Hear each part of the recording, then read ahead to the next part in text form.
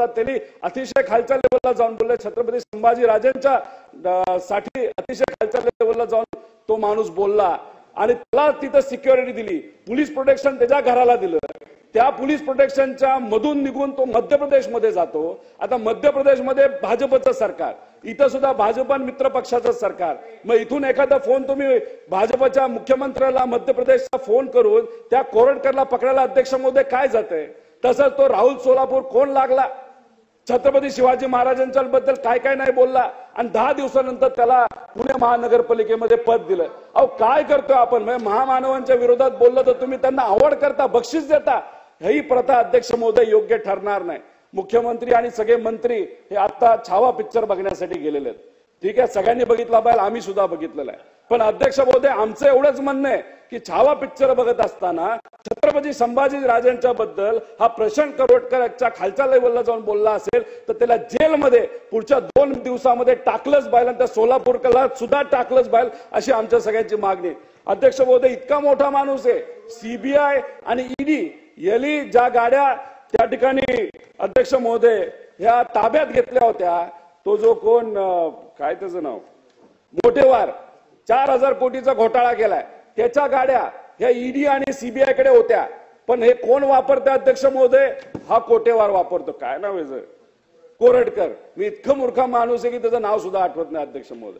आणि हा गाड्या तो वापरतो. मग आम्ही हा विषय मांडल्यानंतर आता सीबीआयने कुठेतरी ऍक्शन त्याच्यावर घेतली. आता सीबीआयने दिल्लीत राहून ऍक्शन घेतली, पण आपल्या राज्यामध्ये आपलं मंत्रालय त्या ठिकाणी ऍक्शन घेत नाही. त्यामुळे अध्यक्ष महोदय विनंती करतो मुख्यमंत्री आणि सर्व नेत्यांना की या कोरटकर आणि राहुल सोलापूरकर याच्यावर अध्यक्ष महोदय कारवाई झाली. काय झालं, काय चुकीची माहिती याच्यामध्ये अध्यक्ष महोदय, काय चुकीची माहिती मंत्री महोदय माननीय मुख्यमंत्री साहेब सातत्याने बोलतायत, कारवाई सुरू आहे.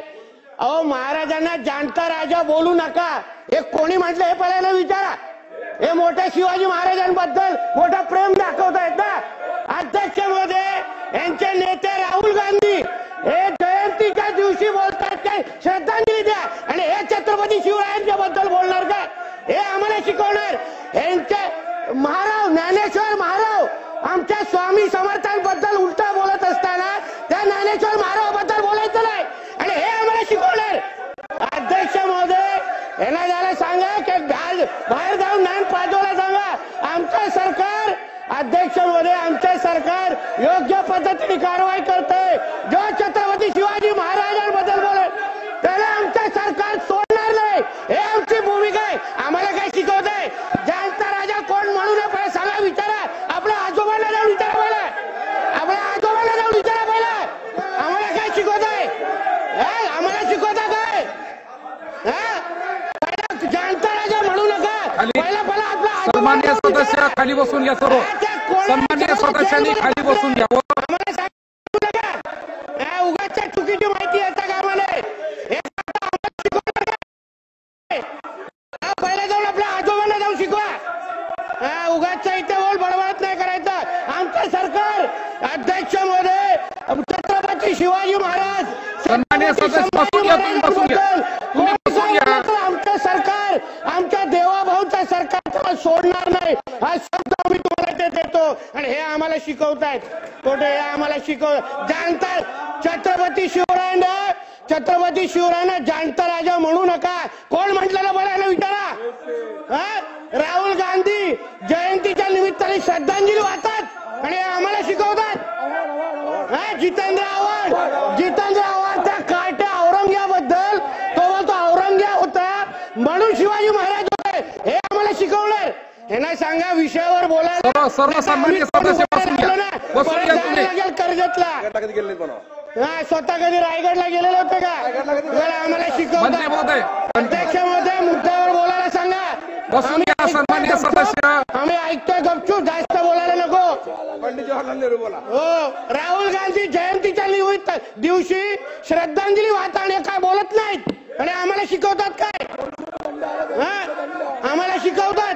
यांना सांगा मुद्द्यावर बोलायला सांगा. अध्यक्ष महोदय आम्ही विषय सोडून सन्माननीय सदस्य बसून घ्या. 2 मिनिटं. अध्यक्ष महोदय कोण लागून गेला तो कोलटकर त्याला निश्चित कारवाई करणार. पण ज्ञानेश्वर महारावनी यांच्या उपस्थितीमध्ये स्वामी समर्थांबद्दल काय बोलले तेव्हा याला सुचलं नाही काय? त्याला सुचलं नाही. इथे येऊन डायलॉग बाजी चालू आहे. अध्यक्ष महोदय, सर्व सन्मान्य सदस्यांना विनंती, बसून घ्या जागेवर, बसून घ्या.